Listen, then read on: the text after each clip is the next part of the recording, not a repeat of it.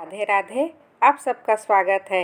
आज सुनिए मुंशी प्रेमचंद द्वारा लिखी कहानी महातीर्थ। मुंशी इंद्रमणि की आमदनी कम थी और खर्च ज़्यादा। अपने बच्चे के लिए दाई रखने का खर्च न उठा सकते थे, लेकिन एक तो बच्चे की सेवा शुश्रूषा की फिक्र और दूसरे अपने बराबर वालों में हेठे बनकर रहने का अपमान इस खर्च को सहने पर मजबूर करता था। बच्चा दाई को बहुत चाहता था, हरदम उसके गले का हार बना रहता था, इसलिए दाई और भी ज़रूरी मालूम होती थी। पर शायद सबसे बड़ा कारण यह था कि वह मुरव्वत के वश दाई को जवाब देने का साहस नहीं कर सकते थे। बुढ़िया उसके यहाँ न साल से नौकर थी। उसने उनके इकलौते लड़के का लालन पालन किया था। अपना काम बड़ी मुस्तैदी और परिश्रम से करती थी। उसे निकालने का कोई बहाना नहीं था और व्यर्थ खर्च निकालना इंद्रमणि जैसे भले आदमी के स्वभाव के भी विरुद्ध था। पर सुखदा इस संबंध में पति से सहमत न थी। उसे संदेह था कि दाई हमें लूट लेती है।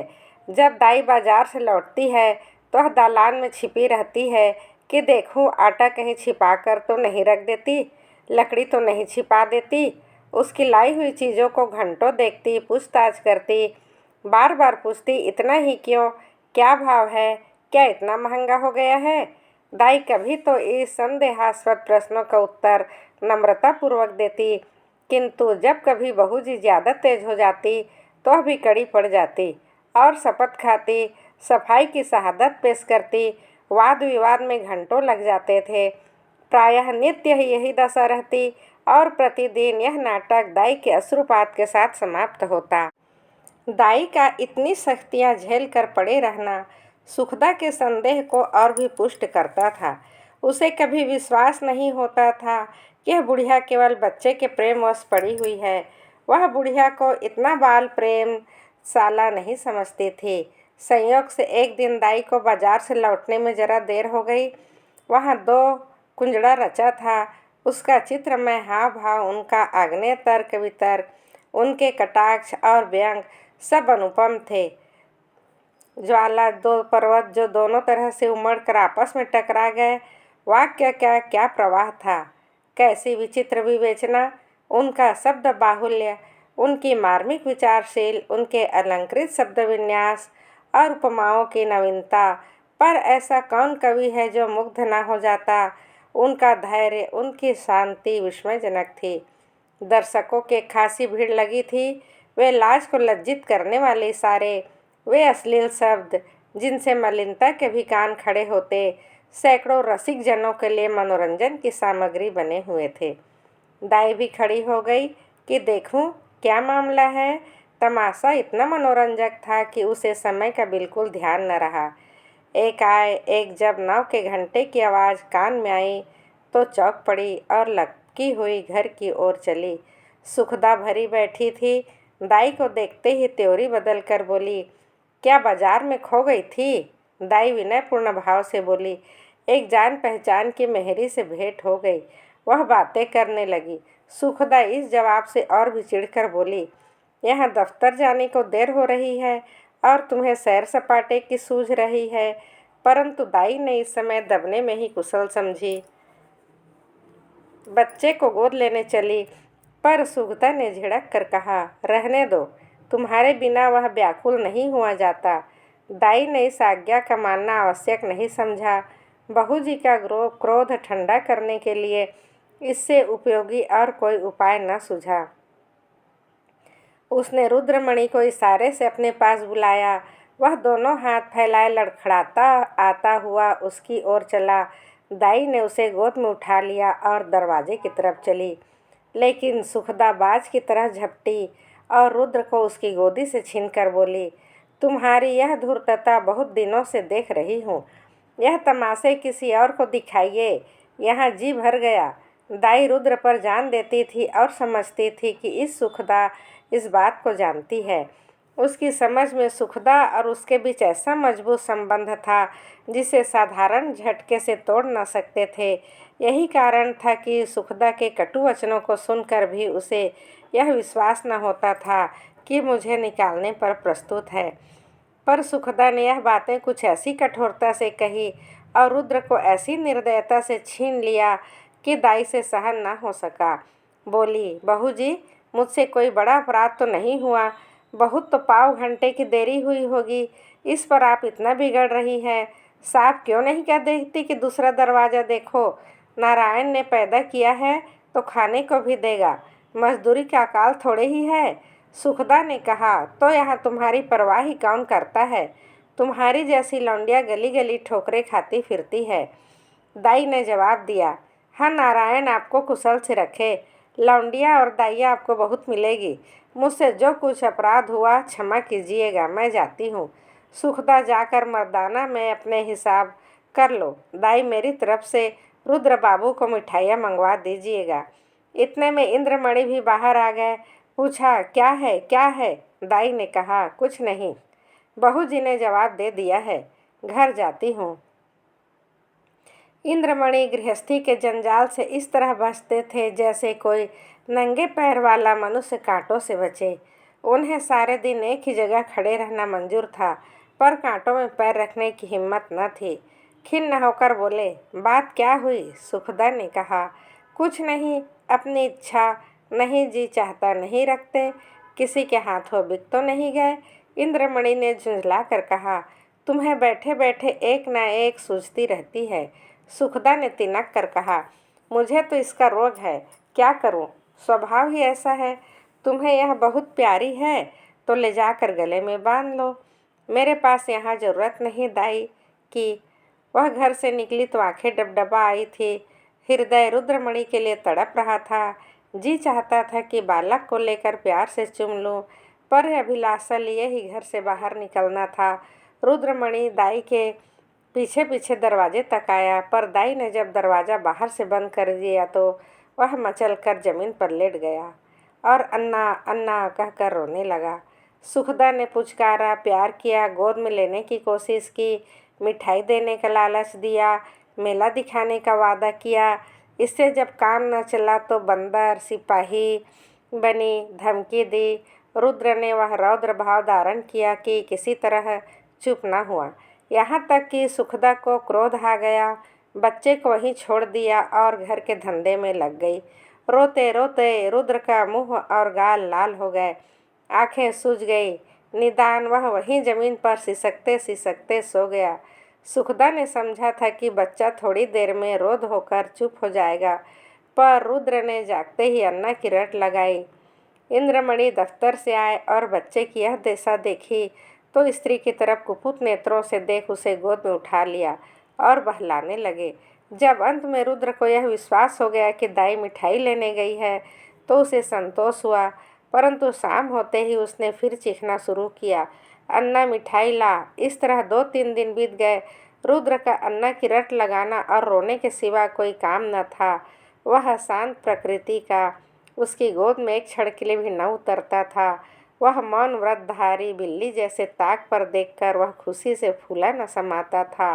वह पंखहीन चिड़िया जिस पर वह जान देता था, सब उसके चित्त से उतर गए। वह उनकी तरफ आँख उठाकर भी नहीं देखता। अन्ना जैसे जीती जागती प्यार करने वाली, गोद में लेकर घुमाने वाली, थपकी देकर सुलाने वाली, गा गा कर खुश करने वाली चीज़ का स्थान इन निर्जीव चीज़ों से पूरा न हो सकता था। वह अक्सर सोते सोते चौंक पड़ता और अन्ना अन्ना पुकार कर हाथों से इशारा करता, मानो उसे बुला रहा है। अन्ना की खाली कोठरी में घंटों बैठा रहता। उसे आशा होती कि अन्ना यहाँ से आती होगी। इस कोठरी का दरवाज़ा खुलते सुनता तो अन्ना अन्ना कहकर दौड़ता, समझता कि अन्ना आ गई। उसका भरा हुआ शरीर घुल गया, गुलाब जैसा चेहरा सूख गया। माँ और बाप उसकी मोहनी हंसी के लिए तरस कर रह जाते। यदि बहुत गुदगुदाने या छेड़ने से हंसता तो केवल दिल रखने के लिए हंस रहा है। उसे अब दूध से प्रेम नहीं था, न मिश्री से, न मेवे से, न मीठे बिस्कुट से, न ताज़ी इमली से। उसे मज़ा तब आता था जब अन्ना अपने हाथों से खिलाती थी। अब उनमें मज़ा नहीं था। 2 साल का लहलहाता हुआ सुंदर पौधा मुरझा गया। वह बालक जिसे गोद में उठाते ही नरमी, गर्मी और भारीपन का अनुभव होता था, अब सूख कर कांटा हो गया। सुखदा अपने बच्चों की यह दशा देखकर भीतर ही भीतर कुढ़ती और अपनी मूर्खता पर पछताती। इंद्रमणि जो शांत प्रिय आदमी थे, अब बालक को गोद से अलग न करते, उसे रोज हवा खिलाने ले जाते, नित्य नए खिलौने लाते थे, पर मुरझाया हुआ पौधा किसी तरह भी न पनपता था। दाई उसके लिए संसार का सूर्य थी। उस स्वाभाविक गर्मी और प्रकाश से वंचित रखकर हरियाली की बहार कैसे दिखती। दाई के बिना उसे अब चारों ओर अंधेरा दिखाई देता था। दूसरे दिन अन्ना तीसरे ही दिन रख ली गई, पर रुद्र उसकी सूरत देखते ही मुंह छिपा लेता था, मानो वह कोई डायन चुड़ैल है। प्रत्यक्ष रूप में दाई को न देखकर वह रुद्र अब उसकी कल्पना में मग्न रहता था। वहाँ उसकी अन्ना चलती फिरती दिखाई देती। उसकी वही गोद, वही स्नेह, वही प्यारी प्यारी बातें, वही प्यारे गाने, वही मज़ेदार मिठाइयाँ, वही सुहावना संसार, वही आनंदमय जीवन। अकेले बैठकर कल्पित अन्ना से बातें करता। अन्ना कुत्ता भूखे, अन्ना गाय दूध देती, अन्ना उजला उजला घोड़ा दौड़े। सवेरा होते ही लोटा लेकर दाई की कोठरी में जाता और कहता, अन्ना पानी। दूध का गिलास लेकर कोठरी में रख आता और कहता, अन्ना दूध पिला। अपनी चारपाई पर तकिया रखकर चादर से ढाक देता और कहता, अन्ना सोती है। सुखदा जब खाने बैठती तो कटोरे उठा उठा कर अन्ना की कोठरी में ले जाता और कहता, अन्ना खाना खाएगी। अन्ना अब उसके लिए एक स्वर्ग की वस्तु थी, जिसके लौटने की अब उसे बिल्कुल आशा न थी। रुद्र के स्वभाव में धीरे धीरे बालकों की चपलता और सजीवता की जगह एक निराशाजनक धैर्य विहीन शिथिलता दिखाई देने लगी। इस तरह 3 हफ्ते गुजर गए। बरसात का मौसम था। कभी बेचैन करने वाली गर्मी, कभी हवा के ठंडे झोंके, बुखार और जुकाम का जोर था। रुद्र की दुर्बलता इस परिवर्तन को बर्दाश्त न कर सकी। सुखदा उसे फल्लालेन का कुर्ता पहनाए रखती थी, उसे पानी के पास नहीं जाने देती थी, नंगे पैर एक कदम नहीं चलने देती। पर सर्दी लग गई। रुद्र को खांसी और बुखार आने लगा। प्रभात का समय था। रुद्र चारपाई पर आंख बंद किए पड़ा था। डॉक्टरों का इलाज निष्फल हुआ था। सुखदा चारपाई पर बैठी उसकी छाती में तेल की मालिश कर रही थी और इंद्रमणि विषाद मूर्ति बने हुए करुणापूर्ण आँखों से बच्चे को देख रहे थे। इधर सुखदा से बहुत कम बोलते थे। उन्हें उससे एक तरह से चिढ़ सी हो गई थी। वह रुद्र की बीमारी का एकमात्र कारण उसी को समझते थे। वह इनकी दृष्टि में बहुत नीच स्वभाव की स्त्री थी। सुखदा ने डरते डरते कहा, आज बड़े हकीम साहब को बुला लेते, शायद उसकी दवा से फायदा हो। इंद्रमणि ने काली घटाओं की ओर देखकर रूखा से जवाब दिया, बड़े ही हकीम नहीं, धनवंतरी भी आवे तो भी उसे कोई फायदा न होगा। सुखदा, तो क्या अब किसी की दवा न होगी? इंद्रमणि, बस उसकी एक ही दवा है, वह अलभ्य है। सुखदा, तुम्हें तो बस एक ही धुन सवार है, क्या बुढ़िया आकर अमृत पिला देगी? इंद्रमणि, यदि नहीं समझती हो और अब तक नहीं समझी तो रोगी बच्चे से हाथ धोना पड़ेगा। सुखदा, चुप भी रहो, क्या अशुभ मुँह से निकालते हो? यदि ऐसी ही जली कटी सुनानी है तो बाहर चले जाओ। इंद्रमणि, मैं तो जाता हूँ, पर याद रखो यह हत्या तुम्हारी ही गर्दन पर होगी। यदि लड़के को तंदुरुस्त देखना चाहती हो तो उसी दाई के पास जाओ, उससे विनती और प्रार्थना करो, क्षमा मांगो। तुम्हारे बच्चे की जान उसकी दया के अधीन है। सुखदा ने कुछ उत्तर नहीं दिया। उसकी आंखों से आंसू जारी थे। इंद्रमणि ने पूछा, क्या मर्जी है, जाऊं उसे बुला लाऊं? सुखदा, तुम क्यों जाओगे, मैं आप ही चली जाऊंगी। इंद्रमणि, नहीं, क्षमा करो, मुझे तुम्हारे ऊपर विश्वास नहीं है। न जाने तुम्हारी जबान से क्या निकल पड़े। जो वह आती भी हो तो ना आवे। सुखदा ने पति की ओर फिर तिरस्कार की दृष्टि से देखा और बोली, हाँ और क्या, मुझे बच्चे की बीमारी का शौक थोड़े ही है। मैंने लाज के मारे तुमसे कहा नहीं, पर हृदय में यह बात बार बार उठी कि यदि मुझे दाई के मकान का पूरा पता मालूम होता तो मैं कभी की उसे मना लाई होती। वह मुझसे कितनी भी नाराज़ हो, पर रुद्र से उसे प्रेम था। मैं आज ही उसके पास जाऊंगी। तुम विनती करने को कहते हो, मैं उसके पैरों पड़ने तैयार हूँ। उसके पैरों को आंसुओं से भिगो दूंगी। जिस तरह राजी हो राजी करूंगी। सुखदा ने बहुत धैर्य धर कर यह बातें कही, परंतु मरते हुए आंसू अब न रुक सके। इंद्रमणि ने स्त्री की ओर सहानुभूतिपूर्वक देखा और लज्जित हो बोले, तुम्हारा जाना उचित नहीं समझता, मैं खुद ही जाता हूँ। कैलाशी संसार में अकेली थी। किसी समय उसका परिवार गुलाब की तरह फूला हुआ था, परंतु धीरे धीरे सब पंखुड़ियाँ गिर गई। अब उसकी हरियाली बस नष्ट भ्रष्ट हो गई। अब वही एक सूखी हुई टहनी उस हरे भरे पेड़ पर चिन्ह रह गई थी, परंतु रुद्र को पाकर इस सूखी हुई टहनी में जान पड़ गई थी। उसमें हरी भरी पत्तियां निकल आई थी। वह जीवन जो अब तक नीरस और शुष्क था, अब सरस और सजीव हो गया था। अंधेरे जंगल में भटके हुए पथिक को प्रकाश की झलक आने लगी थी। अब उसका जीवन निरर्थक नहीं बल्कि सार्थक हो गया था। कैलाशी रुद्र की भोली बातों पर निछावर हो गई, पर स्नेह सुखदा से छिपा था। क्योंकि माँ के हृदय पर द्वेष न हो, वह रुद्र के लिए माँ से छिपाकर मिठाई लाती थी और उसे खिलाकर प्रसन्न होती। वह दिन में 2-3 बार उसे उपटन मलती थी कि बच्चा खूब अष्ट पुष्ट हो। दूसरों के सामने उसे कोई चीज़ नहीं खिलाती थी कि उसे नज़र लग जाएगी। सदा वह दूसरे से बच्चे के अल्पाहार कर रोना रोया करती थी। उसे बुरी नज़र से बचाने के लिए ताबीज़ ले आती थी। उसका विशुद्ध प्रेम था, उसमें स्वार्थ की गंध भी ना थी। इस घर से निकलकर कैलाशी की वह दशा थी जैसे थिएटर में का एक बिजली के लैंप बुझ जाने से दर्शकों की होती है। उसके सामने वही सूरत नाच रही थी, कानों में वही प्यारी प्यारी बातें गूंज रही थी। उसे अपना घर काटे खाता था, जैसे उस काल कोठरी में दम घुट जाता था। रात किसी तरह कटी। सुबह को वह घर में झाड़ू लगा रही थी कि एकाएक बाहर ताजे हलवे की आवाज़ सुनकर बड़ी फुर्ती से निकल आई। तब तक याद आ गया, आज हलवा कौन खाएगा, आज गोद में बैठकर कौन चहकेगा। मान सुनने के लिए जो हलवा खाते समय रुद्र की होठों से और शरीर के एक एक अंग से बरसता था। हृदय तड़प उठा। वह व्याकुल होकर घर से बाहर निकली। चलो रुद्र को देख आऊं, पर आधे रास्ते से लौट गए। रुद्र कैलाशी के ध्यान से एक क्षण के लिए भी नहीं उतरता। वह सोते सोते चौंक पड़ती, जैसे रुद्र डंडे का घोड़ा दबाए चला आता है। पड़ोसन के पास जाती तो रुद्र की ही चर्चा करती। रुद्र उसके दिल और जान में बसा हुआ था। सुखदा के कठोर व्यवहार का उसके हृदय में ध्यान नहीं था। वह रोज इरादा करती थी कि आज रुद्र को देखने चलूँगी। उसके लिए बाजार से मिठाइयाँ और खिलौने लाती। घर से चलती पर रास्ते से लौट आती। कौन सा लेकर जाऊँ, मुँह लेकर जाऊँ। प्रेम को धूर्तता समझता हूँ, उसे कौन सा मुँह दिखाऊँ। कभी सोचती, यदि रुद्र हमें न पहचाने तो बच्चों के प्रेम का ठिकाना है क्या। नई दाई से हिल मिल गया होगा।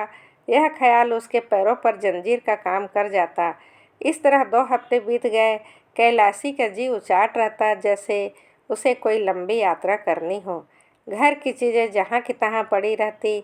न खाने की सुधि थी, न पहनने की। रात दिन रुद्र के ही ध्यान में डूबी रहती थी।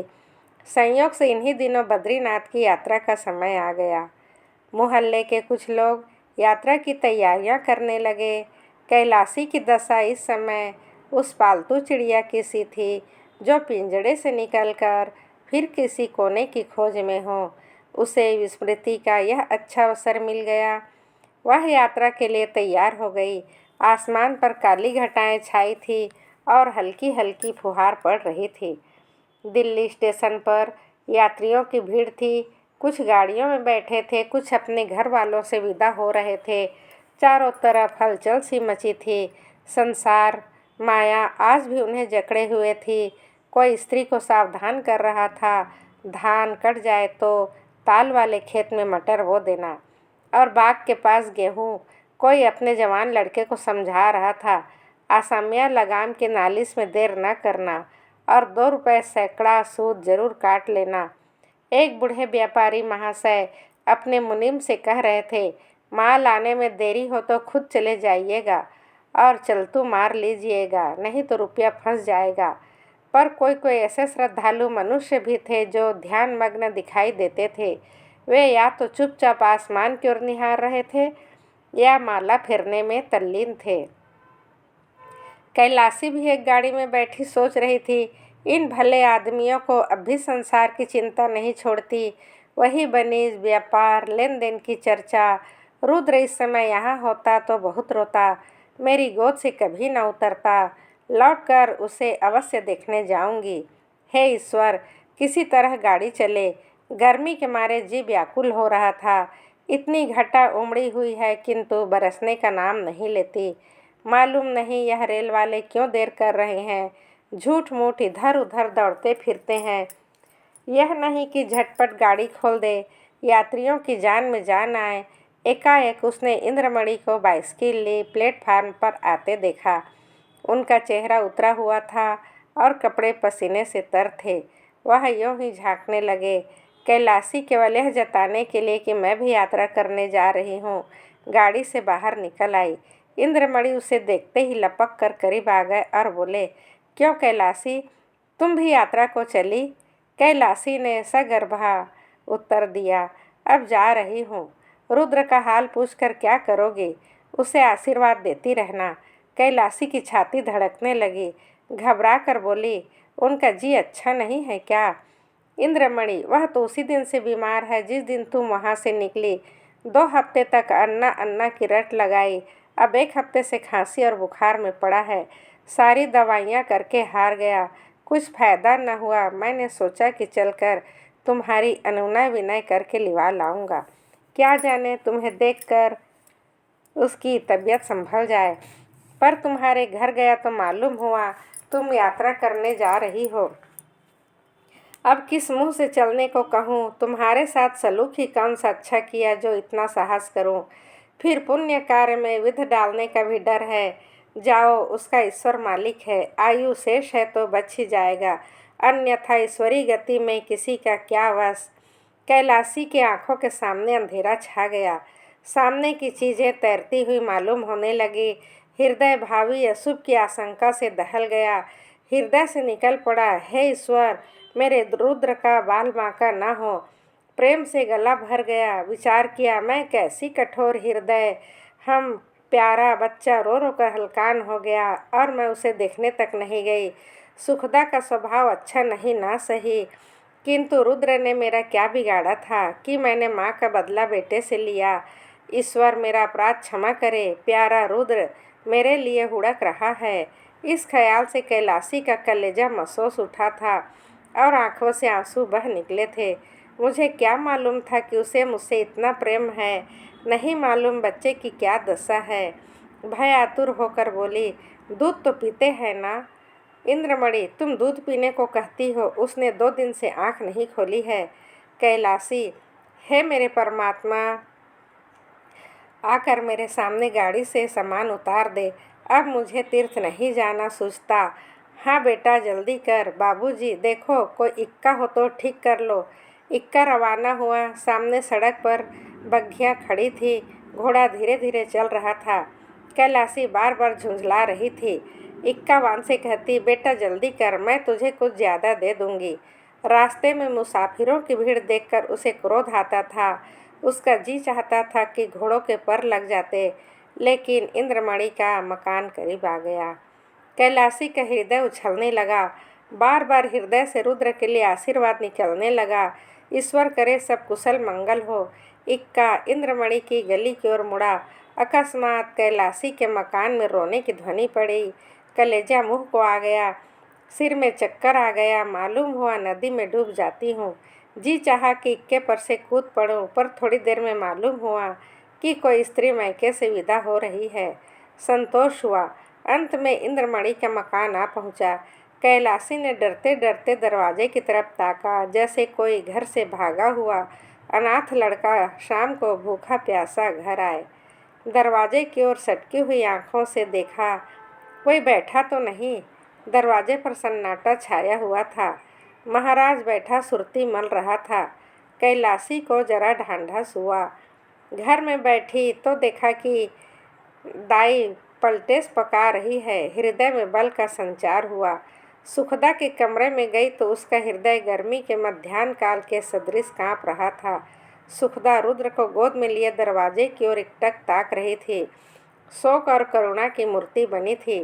कैलाशी ने देखा पूछा। रुद्र को उसकी गोद से लिया और उसकी तरफ सजल नैनों से देखकर कहा, बेटा रुद्र, आंखें खोलो। रुद्र ने आंखें खोली। क्षण भर दाई को चुपचाप देखता रहा, तब एकाएक दाई के गले से लिपट कर बोला, अन्ना आई, अन्ना आई। रुद्र का मुरझाया हुआ चेहरा खिल उठा, जैसे बुझते हुए दीपक में तेल पड़ जाए। ऐसा मालूम हुआ मानो वह कुछ बढ़ गया है। 1 हफ्ता बीत गया। प्रातःकाल का समय था। रुद्र आंगन में खेल रहा था। इंद्रमणि ने बाहर आकर उसे गोद में उठा लिया और प्यार से बोले, तुम्हारी अन्ना को मारकर भगा दें? रुद्र ने मुंह बनाकर कहा, नहीं रोएगी? कैलाशी बोली, क्यों बेटा, तुमने तो मुझे बद्रीनाथ नहीं जाने दिया। मेरी यात्रा का पुण्य कौन देगा? इंद्रमणि ने मुस्कुरा कर कहा, तुमसे उसे कहीं अधिक पुण्य मिल गया। यह तीर्थ है, महातीर्थ। दोस्तों, आप सुन रहे थे मुंशी प्रेमचंद जी द्वारा लिखी कहानी महातीर्थ। आपको यह कहानी कैसी लगी हमें कमेंट में ज़रूर बताएं। अगर आपको यह कहानी पसंद आई तो हमारी इस वीडियो को लाइक करें और हमारे चैनल को सब्सक्राइब करें। राधे राधे। आपका दिन शुभ हो, मंगलमय हो। आप सदा हंसते रहें, मुस्कुराते रहें। धन्यवाद।